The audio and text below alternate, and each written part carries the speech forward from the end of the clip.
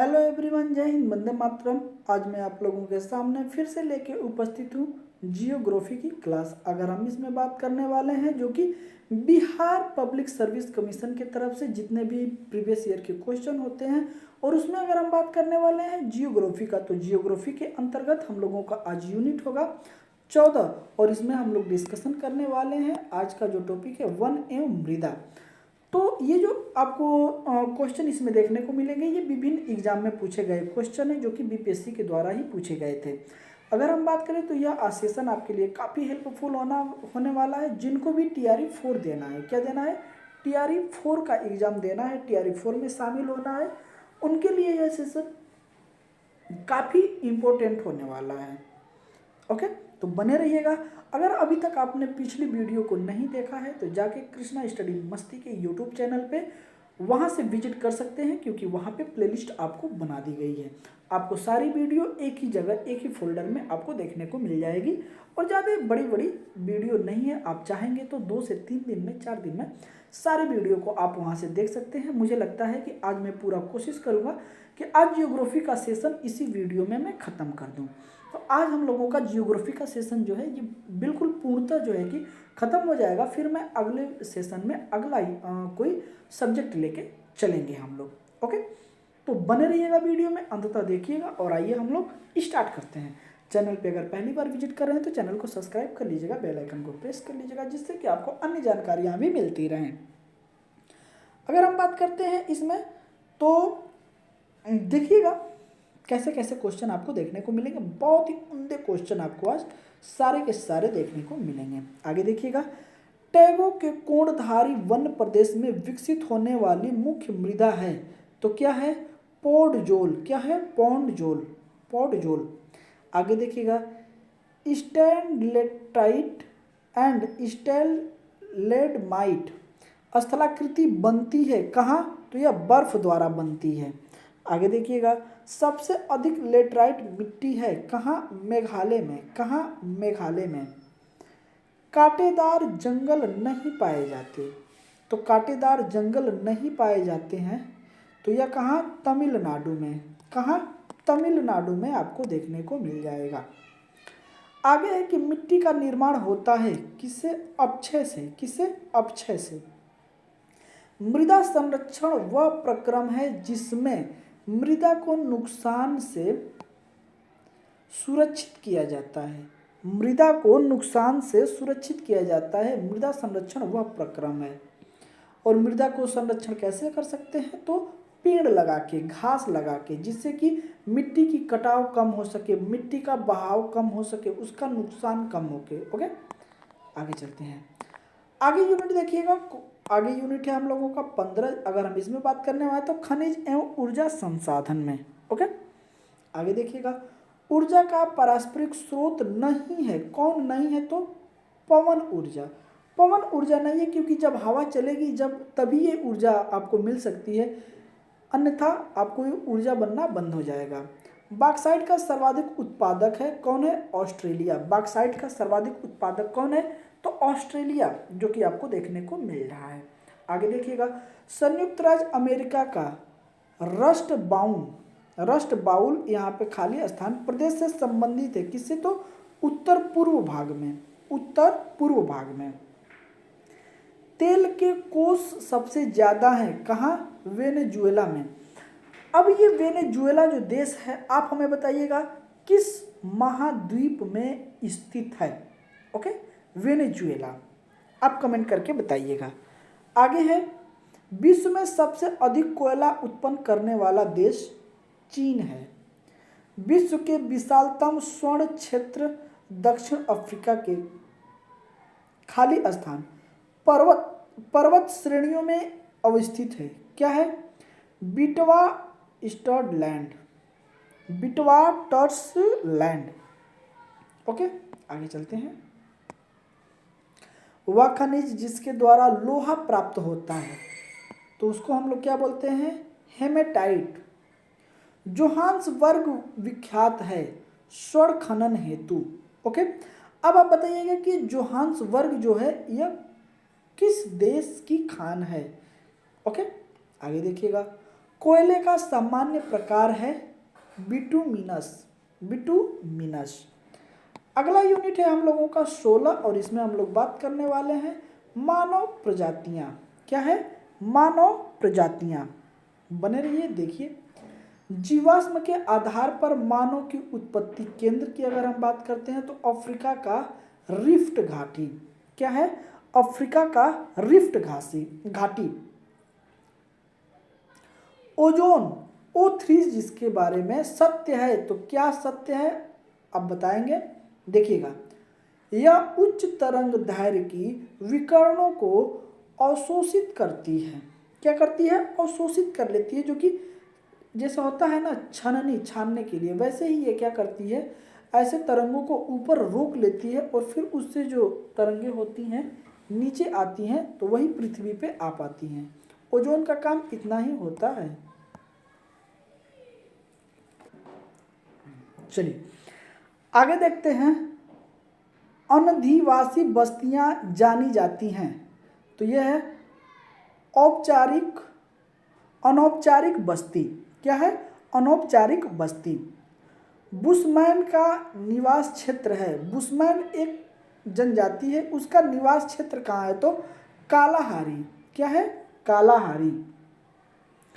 Crawl एक प्रकार की निर्मित संरचना है दक्षिण अफ्रीका की। किसकी? दक्षिण अफ्रीका की। अफ्रीका की मूलभूत जनजाति पिग्मी। क्या है?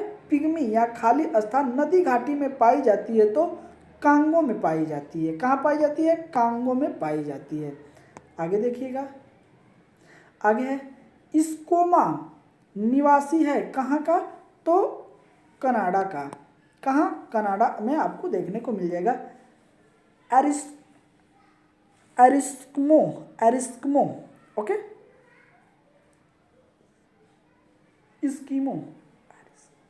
एरिस्किमो। आगे देखिएगा, इराक का सबसे बड़ा अल्पसंख्यक समुदाय है कुर्द। क्या है? कुर्द। निग्रिटो प्रजाति जिसे रेस का क्या बोलते हैं? तो सेमांग समुदाय। क्या है? सेमांग समुदाय।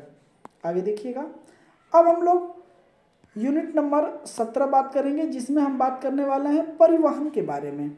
किसमें? परिवहन के बारे में चर्चा करेंगे। देखिएगा, भारत ने विदेशी सिटवे बंदरगाह को संचालित करने का अधिकार हासिल किया। किससे? तो म्यांमार से। किससे? म्यांमार से। आगे देखिएगा, जोजिला दर्रा लद्दाख के कारगिल जिले में स्थित एक उच्च पर्वतीय दर्रा है जो जोड़ता है श्रीनगर को लेह से। किससे जोड़ता है? श्रीनगर को लेह से। आप इतना बस रखिएगा कि जोजिला दर्रा जो है यह श्रीनगर को लेह से जोड़ता है, कनेक्ट करता है। ओके, आगे देखिएगा, सुमेलित सही सुमेल है। सूची 1 दिया है, सूची 2 दिया है, इसमें रेल मार्ग दिया है और इसमें जोड़ने वाला स्थल दिया है।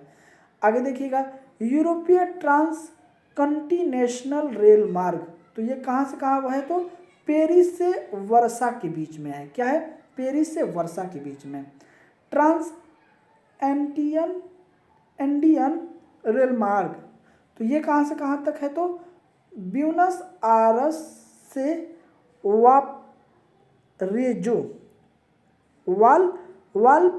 वाल्परेजो। आगे देखिएगा, ट्रांस साइबेरियन रेल मार्ग, लेनिनग्राद से व्लादिवोस्टोक। ओके, आगे देखिएगा, ओरिएंटिक एक्सप्रेस रेल मार्ग, पेरिस से इस्तांबुल।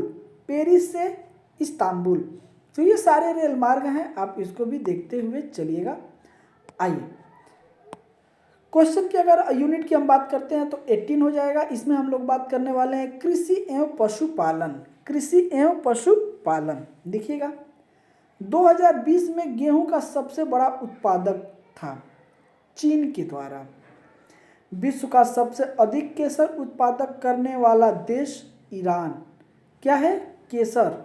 विश्व का सबसे ज़्यादा ईरान। यह देश जो विश्व में रेशम का सबसे बड़ा उत्पादक है चीन।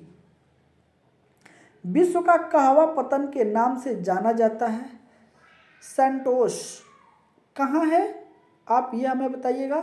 आपको हम कॉन्टिनेंट बता देते हैं, आप हमें देश बताइएगा। ओके, तो यह किस कॉन्टिनेंट में पड़ता है? तो दक्षिण अफ्रीका कॉन्टिनेंट में पड़ता है, दक्षिण अफ्रीका महाद्वीप में स्थित है। अब आप हमें किस देश का है आप ये हमें कमेंट करके बताइएगा। आगे है, शुष्क भूमि के लिए सर्वाधिक उचित फसल है तो मूंगफली है। दूध उद्योग एक प्रमुख उद्योग है डेनमार्क का। विश्व में आधे से अधिक कहवा का उत्पादन होता है ब्राजील में। अगर आप इससे रिलेट करेंगे तो ये वाला क्वेश्चन आपको रिलेट हो जाएगा। ओके, कहवा पतन कहाँ है? सेंटोस में। और ये कहाँ अभी हमने बताया? तो दक्षिणी अमेरिका में। और उद्देश्य कौन सा है? तो ब्राजील हो जाएगा, जो कि यहाँ पे दिया है। विश्व में आधे से अधिक कहवा उत्पादित होता है कहाँ? तो ब्राजील में, जो आपको देखने को मिल जाएगा। आगे चलते हैं। अब हम लोगों को देखना है विविध, ओके, मिसलिनियस क्वेश्चन। देखिएगा, भौगोलिक क्षेत्रफल के अनुसार भारत की भौगोलिक जियोग्राफिक इकाइयों का आरोही क्रम इस प्रकार है। देखिएगा, केंद्रीय उच्च भाग, महान मैदान, तटीय मैदान, उत्तरी पर्वत। ओके, आगे देखते हैं। निछालन प्रक्रिया संबंधित है तो भारी वर्षा क्षेत्र से, खनिज और मिट्टी, पौधे की जड़ों से।